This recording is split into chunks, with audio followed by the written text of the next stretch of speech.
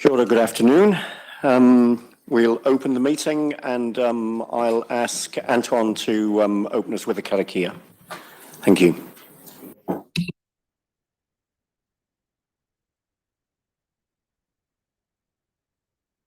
Kia ora mai tātou. A whakatakata hau ki te uru, whakatakata hau ki te tonga, kia mākena kena ki uta, ka mātaratara ki tai. Kia hia ki ana te ata kura he tio e hoke hauhu a ti hei mauri ora. A ti hei uri uri te hei nako katau haha tarangi e tūnei, katau haha te papu e takoto nei kātau te mātuku mai I Rarotonga. Ko ia I ruki hia manua pauroto, ko ia I ruki hia manua pauwaho, whakatīna kia tīna te mori e Hawaii ki a papu ana hoki, babaro ana hoki, tarau e tū ki tarangi au e kāeke. E ke tangaro e ke pānuku whāno haramai te toki, haumi e, hui e, tai ki e. Kia ora, thank you. So apologies, and I've got apologies from Pauline McGrath from Te Whatu Ora and Nigel Tutt from Priority 1. Are there any other apologies that need to be recorded this afternoon? No other apologies? So I'm happy to move those apologies. Do I have a seconder? Don? All those in favour say aye. Against? That's carried. Thank you.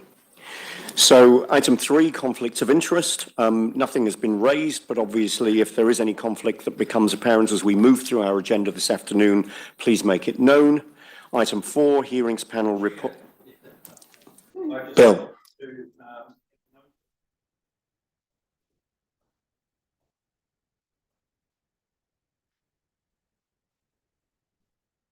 Yep, thank you for raising that again, and noted. Thank you.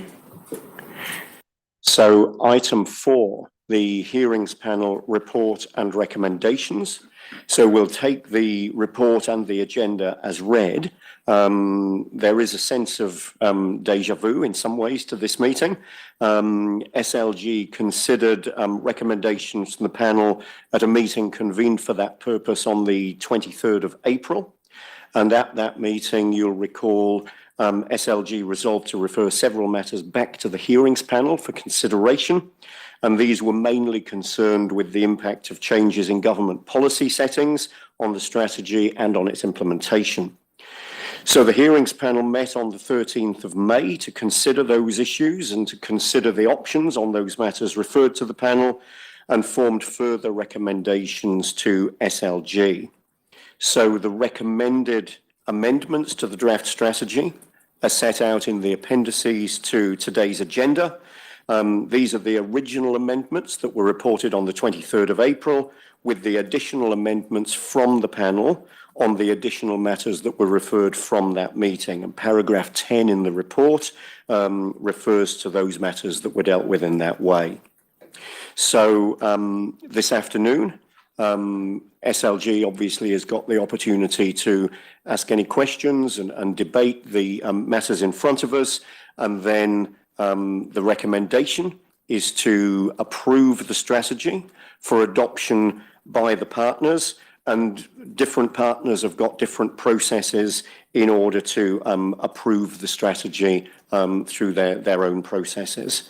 So before we move into the meeting, I'd just like to make some acknowledgements, and in particular, I'd like to acknowledge Craig and Nicola, who have done a huge amount of work in between the 23rd of April and in particular the hearings panel deliberation meeting and then preparing for this meeting to get us to this point today. So Craig and Nicola, thank you very much indeed for all of the effort that you put into that in what I know was a very short period of time. And I'd also like to acknowledge other SmartGrowth staff and the partner staff who I know were deeply involved in working up those issues and options and some of the discussions that led us to a smooth running deliberations meeting of the hearings panel. So thank you to everybody involved for getting us to that point with the hearings panel and allowing us to come back to meet today with a clear set of recommendations in front of us. I'd also like to acknowledge the panel members who managed to fit an informal conversation and the deliberations meeting into their calendars at reasonably short notice. Again, a large amount of reading and preparation for that meeting, which has allowed us to bring these recommendations in front of us today. So thanks to everybody involved.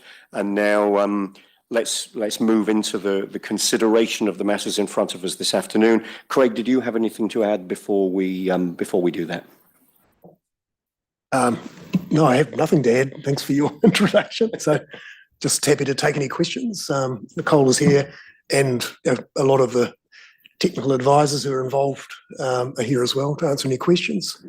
Thank you. Thank you. Are there any questions on the matters in front of us this afternoon? Anne? Good afternoon. Look, can I also congratulate everyone involved, and particularly the hearings panel? Can I acknowledge them because they have done a lot of work since we last met, and thank them for taking into consideration some of the issues that we raised with them. Mr. Chairman, I note in the recommendations that we are delegating authority to you to make some minor corrections, and so I just wanted to bring a couple to your attention that are minor and just factual.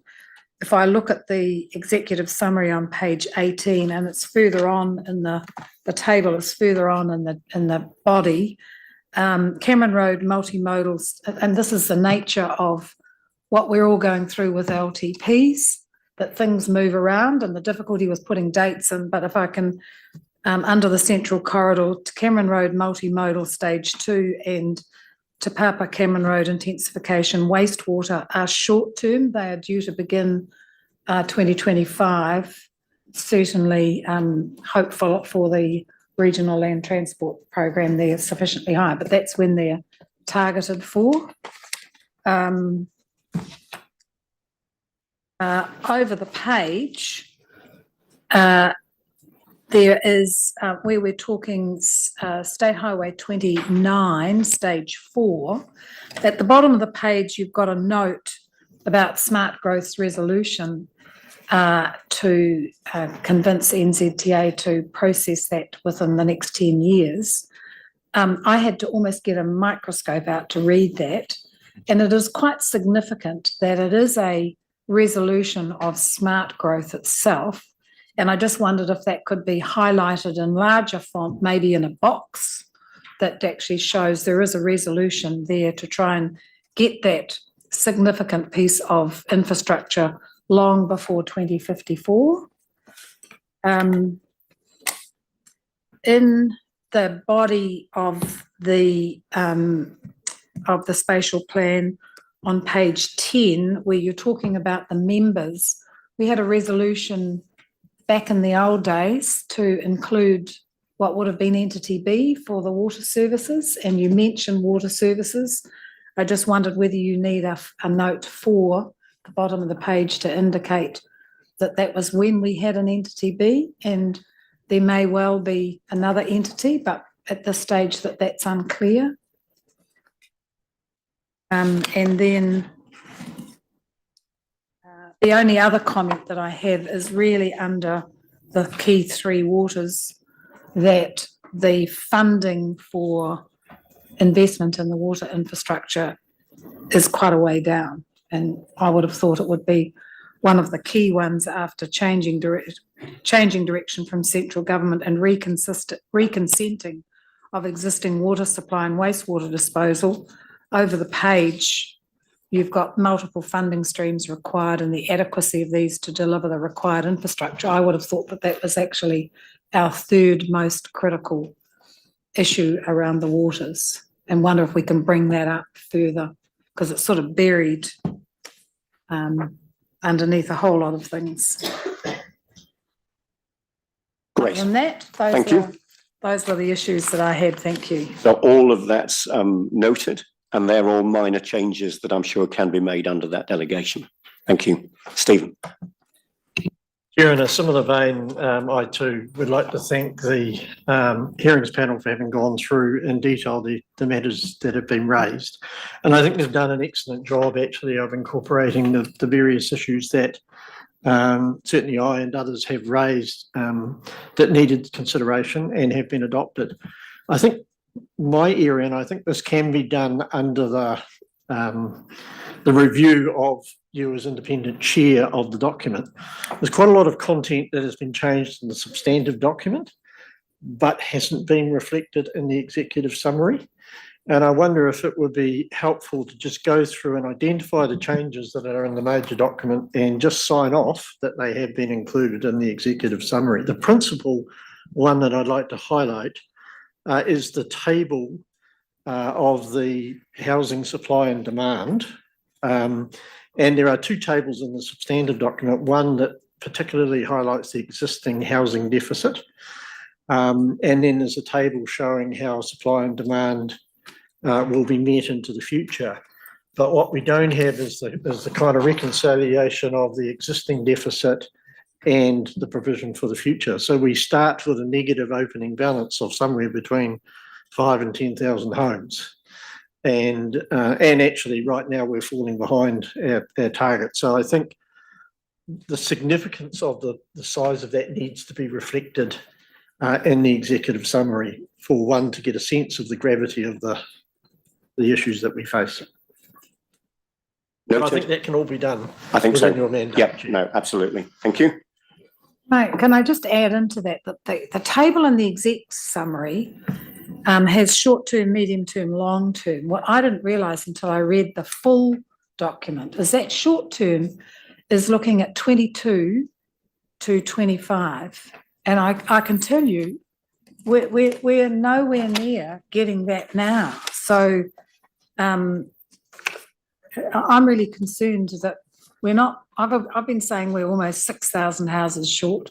We haven't made that 3,000 by next year, and I can't see it anywhere looking at Western Bay and us. So that takes us closer to the 10,000 houses short. So, and I'm just not sure why we've got a time. I suppose that's historical that it's 22 to 25. That isn't really short term, that's sort of immediate. Yes, that's the issue of having hard numbers and dates in a long-term document. And the implementation plan needs to have current information in it on those things as part of that content. I think we'll just be chasing our tail to try and update all those things. So, yeah, by the time you get through a process of approving a document, things will become out of date. But in the exec summary, I think you need to put those dates that short term reflects 22 to 25. yes, So at least people get a sense then of what that's referring to. That would help, and plus show the existing shortfall. yeah. All right, great. Thank you. James. In the same vein as Chair Tolley mentioned, a couple of small changes that have come up more recently. Again, on page 18, I think through our long-term plan discussions, the park and ride for Omokura and Te Puna, those should be moved to medium term. And I will also note, I don't know if someone was amazingly prescient here, but I see the Omokura primary and secondary schools is scheduled for medium term 2027-2034, which was only announced on Friday, but it was delayed. Yeah, it looks like it's now correct. So thank you. Great, thank you. Thank you. Any other questions or comments, matters that people wish to raise? Nothing further, nothing from those who have joined us online? All Nothing right. from me. Thank you, Fitiora. Bill.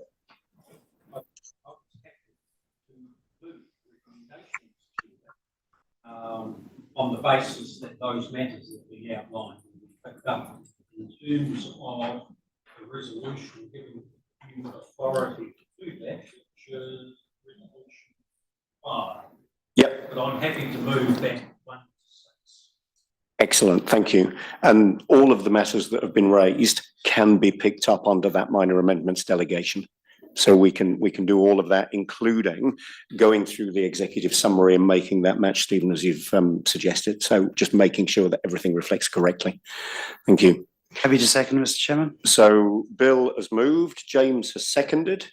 So that's all of the resolutions that are in front of us moved as one block. Is there any debate? Bill?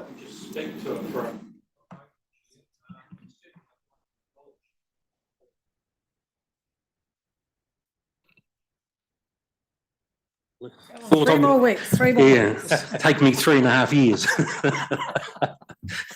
So no, I would like to acknowledge my hearings panel colleagues in terms of the work undertaken. We've been on this case and we were appointed well before we actually undertook the hearings. So probably for the last 7 or 8 months at least. So I'd just like to acknowledge the teamwork there and also the quality and extensive advice that we had provided by both Craig and Nicola and the wider partner staff, and certainly made our job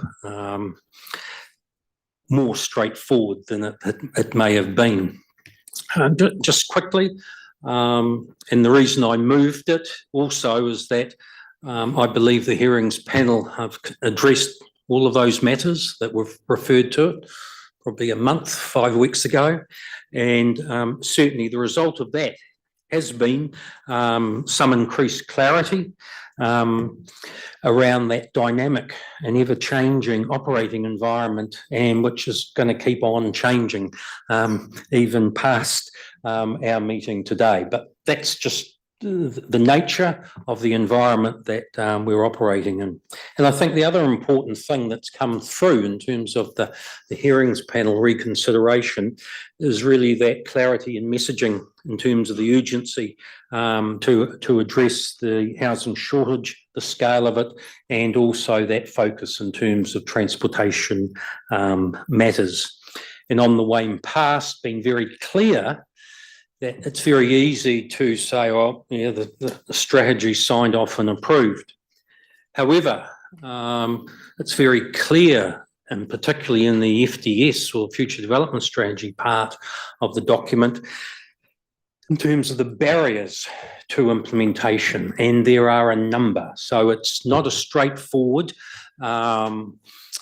approach in terms of business as usual. There are a number of things that will need to be addressed to actually clearly give effect to it.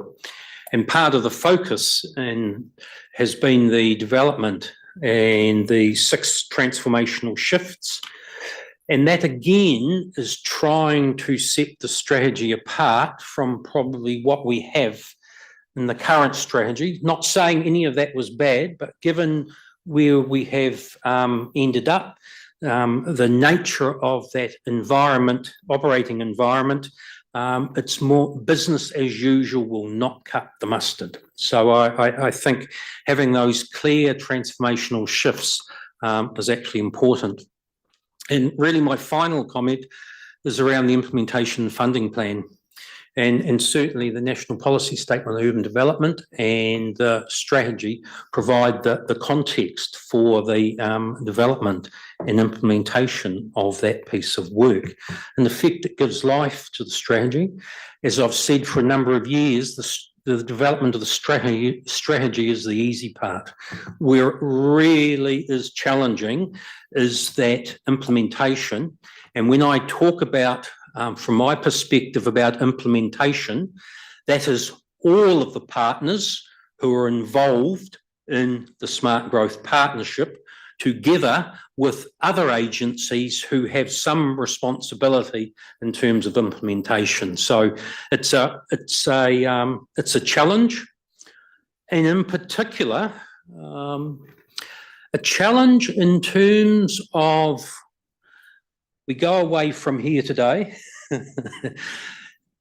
Obviously, it's intended that all of the partners adopt the strategy, and then the work really starts in terms of the individual partners, both individually and collectively, implementing. That is no mean feat. And in terms of lining up all of that array of partnership agencies, and then together with those range of actions that are either to be implemented collectively or individually. So I really just wanted to, and given this will be my second to last meeting ever in terms of SmartGrowth after 20 years, if there's one thing I have learned in the last 20 years in the growth management space, if there isn't that commitment across all of the partnership in terms of implementation, it is really, really difficult. And then if you get uneven implementation, that can also create some conflict amongst the partnership. But I'll save any further comments about the implementation funding plan to our final meeting I'm going to be at in June. I'd just like to finish with a quote from the Cabinet resolution that signed off on the Urban Growth Partnership.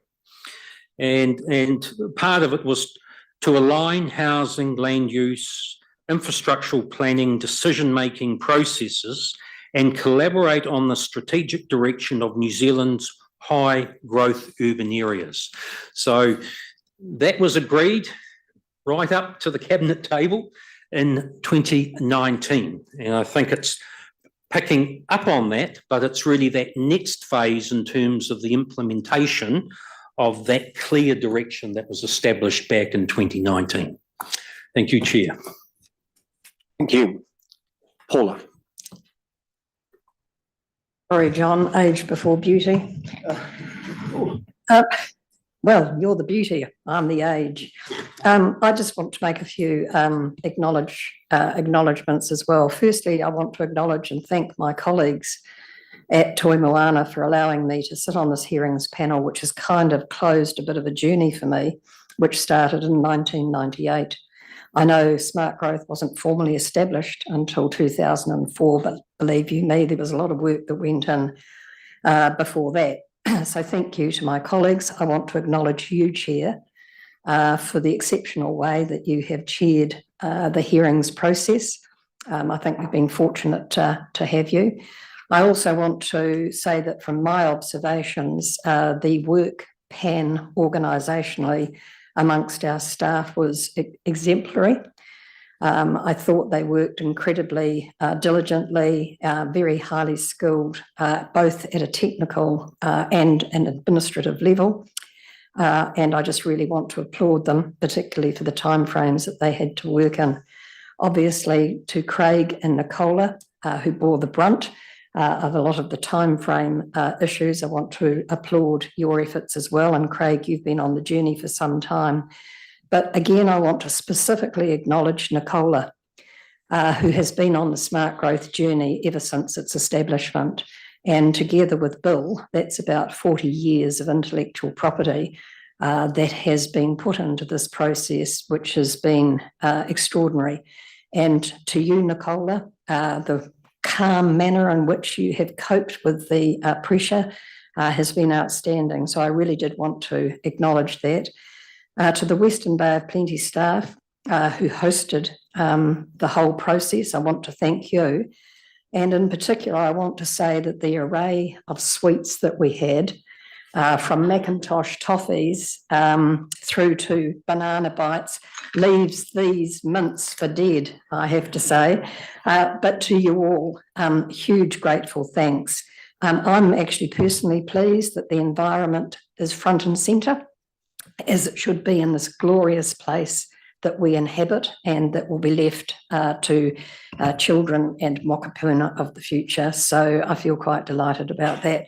But to you all, thank you all very, very much. Your efforts are certainly applauded and acknowledged. Thank you, Mr. Chair. Thank you. James and then John. James. Okay, it's going to be like a broken record, this one. But yeah, I do want to thank the panel. Just looking at the sheer volume of material they had to get through, deliberate over and come to decisions over. So thank you to all those involved. And of course, the staff at SmartGrowth and all the councils. I commend the strategy and look forward to implementation. Bill somewhat stole my thunder on that one, but I think we agree, we're in alignment that implementation is the key, and we do need all our partners, and I stress all our partners, from Crown to each of the councils to Tangata Whenua to work together to actually achieve the strategy. And that's really important. And I look forward to taking that forward in the next year or two. So thank you. Thank you. I've got John, Don and Anne. John. Thank you, Mr. Chair. Just a couple of comments from me, really. Certainly appreciate the opportunity to have been involved in this panel, and thank you to my colleagues for the way we've been able to work together, but particularly to the staff from the other councils and partner organisations who've been very helpful with their advice and knowledge they've been able to provide as we've come to decisions. But I do want to acknowledge a couple of voices perhaps I've heard. One that not just new to this process, but perhaps from some of our smaller and more rural communities that sometimes express the view that SmartGrowth doesn't care about us. We're not heard, and assure them that SmartGrowth does care.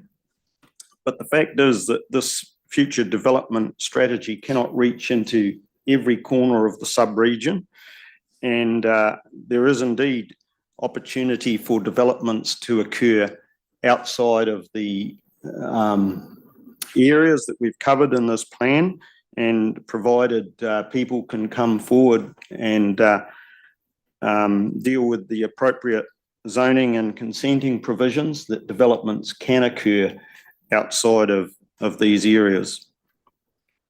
And then, of course, there will always be people who are not entirely satisfied with the document and feel it doesn't respect their desires or expectations.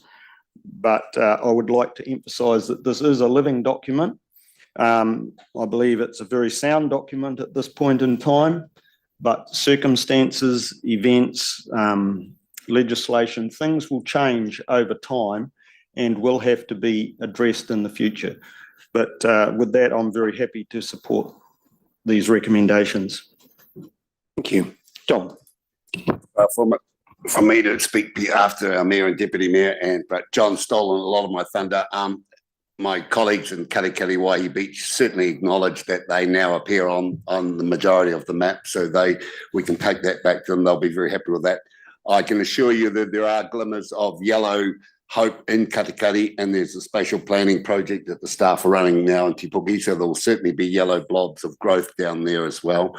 And finally, just to Anne about State Highway 29 timelines, I have to acknowledge another one of my colleagues that certainly brings up the timelines regarding TNL's progression, which is slowly coming to an end. So that's great. So good things take time, Anne, and sometimes you take 15 years and you double it and then you get the answer. So thank you all. Thank you, Anne. Yes, I think we're hoping that good things will come a bit faster. Otherwise, the city will come to a halt. But anyway, look, I just wanted, I mean, we echo everything that's been said, and I presaged it before. It's been a huge amount of work done by everyone. I just want to comment on because our time is finishing and we will be watching this from a distance. But I don't think we should underestimate the strength of what we're actually passing today. It is unusual. It sort of represents the best of local government, and I think we've seen that unfold. So the community have been involved, various interests have been involved, different parts of the organisation have been involved, and everyone has contributed to then producing a plan that we can tick off and say, this is the spatial plan for the development of this part of the Bay of Plenty for the next 30 years. And look, there'll be little bits and pieces that we haven't got quite right, and things will change in long-term plans, etc. But to have that agreement, the strength of that agreement, especially when we go and talk to the Crown, cannot be underestimated. And over the past 3.5 years, as we've been talking to different ministers and different governments, the fact that the sub-region has been focused, united and content with the plans. We might have argued around the edges a bit, but that has counted a lot. And I remember saying recently to someone who questioned Ufti or UFTI. I'm never, in 3.5 years, I haven't worked out how you pronounce that. Urban Form and Transport Initiative. Actually, Wellington understands that better than maybe some of our local people. And that's critical because we all know, especially in budget week, that Wellington's where the majority of investment in the infrastructure that we so need, whether it's State Highway 29, TNL Stage 2, or any of the other transport initiatives, that infrastructure, we are reliant on government investing and being confident to invest because we are all aligned on that growth. And so I do think that's worth us recognising. All the work leads to that and an understanding of where we're going. Mr. Chair, can I also thank everyone, because this is my last Smart Growth meeting. I do want to thank everyone. I know TCC might have been seen as a bit of a pain from time to time over the last 3.5 years, but actually we've had really good support around the table and acknowledgement of the difficulties that Tauranga was facing. And as part of Smart Growth, with the support of everyone sitting around the table, and particularly our mana whenua, who are largely online today, I just want to thank everyone for the support and the assistance that they have given to the Commission as we've been trying to turn the city around, make sure that it plays its part and its obligations, and a lot of those obligations were set around this table and hadn't been honoured. So I do want to thank everyone, really appreciate the opportunity that we've had to sit around the table together and make those decisions together. Kia ora, thank you. Jane and then Matilda. Jane. Oh, thank you. Well, I don't want to repeat what everybody else has said, but I do want to applaud the quality of the document, the huge amount of work that's gone into it, and the real intelligence that's been brought by all of our organisations and all of the panellists and even the community that have been put into it. Thinking about this stage that we've reached, I think we're only just beginning the real mahi, which is going to be ahead of us. And one of the challenges in this very fast moving environment that we are operating in is how do we keep this to be a living document? Because within 6 months we'll be operating in a totally different environment. So that's for the project team to think about how we keep this document alive so that we can be nimble and continue to keep it to being a very, very relevant and core document to the growth of our region. But I do have one question, and that is, how are we going to close the loop with our community? We've now signed off this document. It's a very significant document for the future of our sub-region. So is there a communication strategy that the team are working on so that we can go back out to the community and say, we've heard what you've said, we've thought very deeply, and this is our strategy and plan for the future. So have we got a plan to communicate? So yes, there is a communication to go back to all of the people that submitted and the community more broadly.